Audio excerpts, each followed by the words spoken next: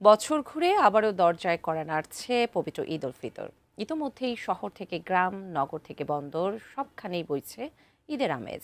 সে জায়গা থেকেই সবার মনে এখন একটাই প্রশ্ন, কবে অনুষ্ঠিত হবে ঈদ? প্রচলিত রীতি অনুযায়ী সৌদি সহ মধ্যপ্রাচ্যের দেশগুলোর চাঁদ দেখার উপর ভিত্তি করেই প্রতি বছর বাংলাদেশেও ঈদের সম্ভাব্য তারিখ অনুমান করা হয়। তাই স্বাভাবিকভাবেই এখন সবার নজর মধ্যপ্রাচ্যের আকাশে। সেই ধারাবাহিকতায় প্রশ্ন উঠছে, কবে নাগাদ উদযাপিত হতে পারে পবিত্র ঈদ উল ফিতর? বিস্তারিত জানাচ্ছেন মেহেদি হাসান।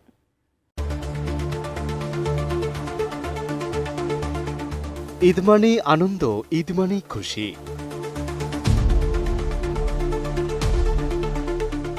সেই খুশিকে সঙ্গে নিয়ে আবারও ফিরে এসেছে পবিত্র ঈদ উল ফিতর। আর সেই প্রেক্ষাপটেই আকাশে শাওয়াল মাসের বাঁকা চাঁদ দেখার অপেক্ষায় এখন কোটি কোটি মুসলিম উম্মাহ। সিয়াম সাধনার মাস শেষে আনন্দের আবহ থাকলেও স্বাভাবিকভাবেই প্রতি বছরের মতো এবারও সবার নজর আটকে আছে সৌদি আরবের আকাশে। কারণ মরুর দেশটির চাঁদ দেখার উপরে নির্ভর করে বিশ্বের অনেক দেশের ঈদের দিনক্ষণ। 32 ইঞ্চি জেভিকো টিভি এখন মাত্র 15,000 টাকায়, সাথে পাচ্ছেন 3 বছরের প্যানেল ওয়ারেন্টি। এই প্রেক্ষাপটে এখন জ্যোতির্বিজ্ঞানীরা বলছে সৌদি আরব সহ মধ্যপ্রাচ্যের দেশগুলোতে আগামী 20 মার্চ ঈদ উল ফিতর উদযাপিত হওয়ার সম্ভাবনাই বেশি। তাদের বিশ্লেষণ অনুযায়ী চলতি বছরে রমজান মাস 30 দিন পূর্ণ হওয়ার সম্ভাবনা বেশি, যার ফলে 20 মার্চ ঈদ উদযাপিত হতে পারে ওই অঞ্চলের বেশিরভাগ দেশে। এদিকে একই বিষয়ে সংযুক্ত আরব আমিরাতের জ্যোতির্বিদ্যা সোসাইটির চেয়ারম্যান ইব্রাহিম আল জারওয়ান জানিয়েছেন, 29তম রমজানে আরব বিশ্বের আকাশে চাঁদ দেখার সম্ভাবনা কম। ফলে স্বাভাবিক নিয়মেই রমজান 30 দিনে পূর্ণ হবে এবং তার পরদিন ঈদ পালিত হবে।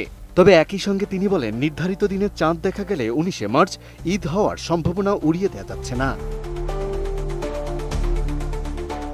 অন্যদিকে এই সম্ভাবনার মধ্যেই চাঁদ দেখার আনুষ্ঠানিক প্রস্তুতি শুরু করেছে সৌদি আরব।